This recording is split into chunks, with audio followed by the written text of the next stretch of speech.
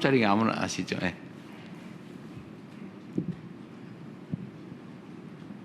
네, 대통령님 감사합니다. 아시아경제 임철영 기자입니다. 이게 여러 분야가 얽혀 있긴 한데 최근에 관세 문제가 다시 네. 부상하고 있어서요. 미국의 반도체 100% 관세부가 위협에 대한 이야기들이 나오고 있는데 이게 통상 문제와 관련해서 이렇게 새로운 국면에 진입한 걸로 봐야 될지. 왜냐하면 어제와 오늘 새벽 이렇게 보면 국채 금리가 갑자기 발작을 일으키는 이런 상황들도 관측이 됐고요. 이와 관련해서 앞서 저희가 팩트시트를 통해서 관세와 관련해서는 대부분 저희가 마무리를 했는데 이거를 신뢰하고 앞으로 가도 될지 대통령님의 어떤 구상이 앞으로의 구상과 어떤 계획이 궁금합니다. 네, 지금은 예측 불가능 시대죠. 아무도 예측할 수 없어요.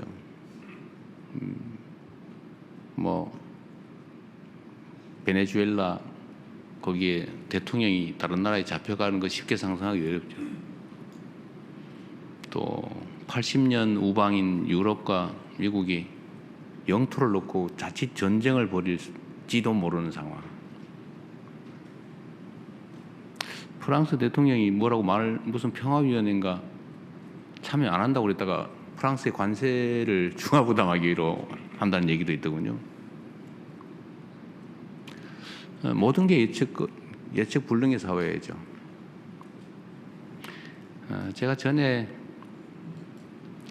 외신 기자분들하고 전심을 한번 먹은 일이 있는데 그때 제가 이런 얘기했다가 어디 이상한 언론에서 제가 무슨 인간을 폄하했다 이런 기사도 쓰고 그랬는데 제가 그때 이런 말씀을 한번 드린 기억이 있어요. 요약하면 성장률이 떨어지면 무력 충돌의 가능성이 높아진다. 개미도 그러더라. 개미도 봄에는 안 싸우다가 가을에 대해서 식구가 쭉 늘어나니까 경계가 겹치면서 그 지점에서 전쟁이 벌어져가지고 시커멓게 죽어 있더라. 이게 이제 사람도 제국주의 충돌 이런 것도 결국 성장을 해서 계속 기회가 많아지고 나눌 게 많으면 평화롭게 지내다가 성장률이 떨어지고 더 이상 또 뭔가를 늘리기 어려운 상황이 되면 이제 서서히 충돌하고 대립이 격화되고 그러다 결국 물리적, 군사적 충돌로 대규모 충돌로 가는 게 인류 역사죠. 그래서 점점 그런 위험성이 커진다는 걱정이 사실은 내심으로 드는데 그렇게 안 되도록 노력해야 되겠죠. 전체적으로는 전 세계의 성장률이 떨어지는 그래서 경제적 갈등이 격화되면서 이게 정치적 갈등으로 그리고 나아가서는 군사적 충돌로까지 서서히 가는 것 같아서 참 걱정입니다. 그래서 제가 자주국방 얘기도 많이 하고 이제 전략적 자율성 얘기도 자주 드리는 거예요. 우리 대한민국이 세계 5위 군사 강국이기도 하고 그래서 방위산업을 제가 계속 육성해야 된다. 그리고 그러려면 그게 윤리적 도덕적 얘기를 하기 이전에 방위산업 수출도 저희가 이제 주력을 하는 측면이 있어요. 이건 이제 국방력 강화에 도움이 되기 때문에 그렇습니다. 그리고 이제 전략적 자율성도 최대한 확보해야 된다. 그리고 휘둘리지 않게 소위 말하는 이제 연루 위험을 최소화해야 된다. 그렇다고 우리 또 군사 안보적 용어로 방기, 그러니까 우리가 따로 완전히 배제돼서 소외되는 위험도 또 최소화해야 된다. 그건 대체 어떠란 말이냐? 연루도 되면 안 되고 방기도 되면 안 되고 균형을 잘 잡아야죠.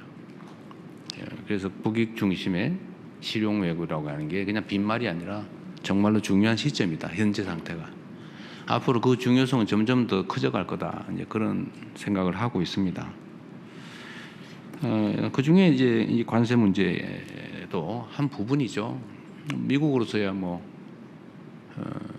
미국의 경제 안정을 위해서 그 엄청난 재정 적자, 또 무역 적자, 이런 문제들, 또 국내 갈등, 양극화, 또 제조 붕괴, 이런 여러 가지 문제들 어쨌든 해결하려고 보니까 좀 무리를 하게 되는 것 같고, 그게 이제 다른 국가들이 이런 압력으로 나타나고 있습니다. 우리도 거기에 영향을 많이 받아서 어쨌든 그 상당히 오랜 기간 관세 통상 협상을 할 수밖에 없었죠. 전에도 말씀드렸지만 양국이 뭔가 서로에게 득이 되는 얻기 위한 협상을 한 게 아니라 우리 입장에선 덜 주기 위한 협상을 견디기 협상을 힘들게 해낸 겁니다. 지금 뭐 반도체 관련해서 100% 관세 뭐 이런 얘기 있는데 뭐 그렇게 심각하게 저는 우려하지 않습니다. 뭐 통상적으로 나오는 얘기고 이런 격렬한 대립 국면, 불안정 국면에서는 뭐 불쑥불쑥 튀어나오는 예상치 못한 요소들이 워낙 많기 때문에 이런 하나하나에 너무 일희일비하면 중심을 잡을 수가 없어요. 이럴수록 자기 중심을 뚜렷하게 가지고 정해진 방침과 원칙에 따라서 대응해 나가면 됩니다. 저는 반도체 문제는 대만과 대한민국의 시장 점유율이 뭐 8, 90% 이렇게 될 텐데 100% 관세 올리면 아마 미국의 반도체 물가가 100% 오르는 결과가 오지 않을까 싶어요. 왜냐하면 8, 90% 독점을 하고 있는데 물론 뭐 조금은 부담을 하게 될지 모르지만 거의 대부분은 미국 물가에 전가될 가능성이 높다. 물론 이제 대만과 한국의 경쟁 관계 문제도 있긴 한데 약간 또 내용이 달라요. 내용도 좀 다르고 또 대만보다는 불리하지 않게 하겠다고 하는 합의를 그때 이럴 경우를 대비해서 미리 다 합의를 해놨죠. 이럴 가능성이 있다고 그때 본 겁니다. 그래서 반도체는 다른 나라보다 불리하게 하지 않는다. 대만보다 불리하게 하지 않는다. 대만만큼은 불리하게 할 수 있다는 뜻이기도 하죠. 대만이 잘 견뎌내길 바랍니다. 그런데 이게 뭐 한 국가의 뜻대로 마음대로 되지는 않아요. 그게 뭐 미국에다가 반도체 공장 안 지으면 100% 올리겠다 이런 얘기도 있는 것 같은데 그건 협상 과정에서 나올 수 있는 여러 가지 얘기들이죠. 뭐 미국이야 반도체 공장을 미국에 많이 짓고 싶을 겁니다.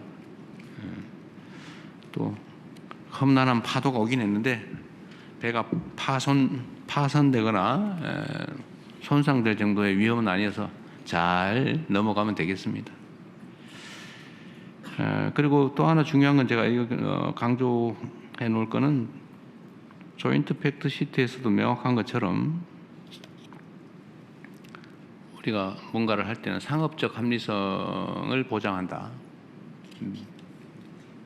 어쨌든 그게 제일 중요한 기준이 되겠습니다. 그래서 너무 걱정하지 않으셔도 되겠다. 또 우리 유능한 산업부 장관 또 협상팀들이 있기 때문에 잘 해낼 겁니다.